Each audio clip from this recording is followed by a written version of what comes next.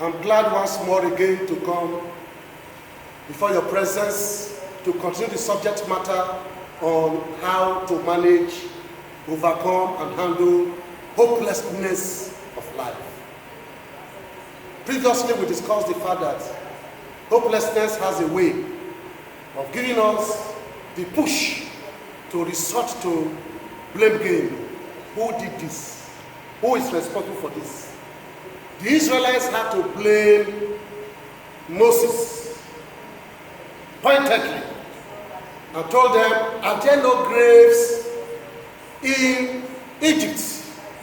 That was when they were in a debacle, they were in a dilemma.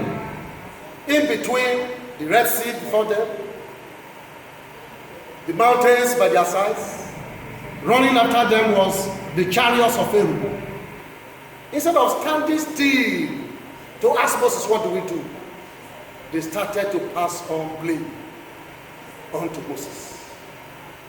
There's always the temptation to pass the block.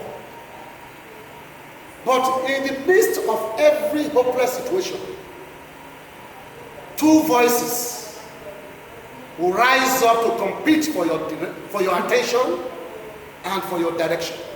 I repeat myself. In the face of every hopeless situation, two voices are always available. One of hope, which comes from God, and the one of hopelessness. One of hope will tell you there's a way. The Lord knows their way through the wilderness. Let us go back to our passage on 2 Kings this time, where Samaria was under a siege by the Syrians. In the hopeless situation, the king passed the buck to Elisha, Prophet Elisha. And when Elisha emerged, he declared, thus saith the Lord, tomorrow about this time, a measure of fine flour shall be a shekel, 2 measures shall be what? 1 shekel also of barley. Elisha brought hope. At this moment, God is giving you hope through this message. The Lord knows the way through the wilderness. The Lord is speaking to your situation. I don't care to know. I don't want to know. But all that I know, that joy shall come your way in the morning. In the morning. Your morning is approaching. You don't need to give up. You will need to hear the voice of courage, the voice of hope, from the word of God directly or through the man of God. Secondly, this is not the only time, even when the children of Israel were in a dilemma and they passed the buck to Moses. Moses had a reply. He told them in Exodus chapter 14, 30 to 14, fear not, stand still, and see the salvation of the Lord. God is sending me to you this very moment.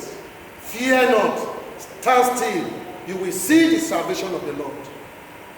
The pursuers you see this day, the Egyptians that are pursuing you, the circumstances that look intractable, insolvable, God is going to dissolve them in a moment. Because with him, all things are possible. You remember also to what happened during the time of King Jehoshaphat, when 3 kingdoms surrounded Jehoshaphat. He cried unto God. All he needed was to hear the voice of God. And all you need your situation this moment is the voice of God that is coming from my mouth. Jehoshaphat told the Israelites, do be not afraid by reason of this great multitude. For the battle is not your own, but the Lord's. I have confidence in speaking to you as a man of God this very moment. That the battle you are facing, hand it over to God. For God has taken it over. You need not fight in this battle. Let's be careful about distractors. There are also contrary voices that will give the opposite, that will sell hopelessness in the midst of the hopelessness. improve and increase and magnify it. I give you an example. While Elisha was prophesying, there was a personal assistant to the king that told the king, even if the heavens opened up, we don't see how the prophecy of Elisha will come to pass. These are distractors, distracting voices that will multiply and magnify your hopeless situation. I speak to you directly to listen to the voice of God, that your situation is under the attention of God. Your file is before God. I tell you this day, to obey the word of God is 2 Chronicles chapter 20:20. Obey the voice of God. Listen to the voice of God. Believe in God, you will be established. Believe in his prophets. I represent God this moment to your life. That your situation, God has taken over. That your circumstances, God has given you victory. You don't need to commit suicide. You don't need to join cults. You don't need to become a terrorist. You don't need to become a kidnapper. You don't need to become a thief. Let your situation push you to God. Don't let your situation push you to more evil. God bless you. Let me pray for you. Father Jehovah God, I pray for whoever is listening to this message, that you give him or her the faith to learn to hear and see hope in their utter hopelessness, ways in their uncharted wilderness, lights in the darkest situation of their lives. Oh Lord God, give them eyes of faith to see overflowing rivers in the scorched desert of their life, and breakthroughs in wherever their life is experiencing a deadlock. In Jesus' name I pray. Amen.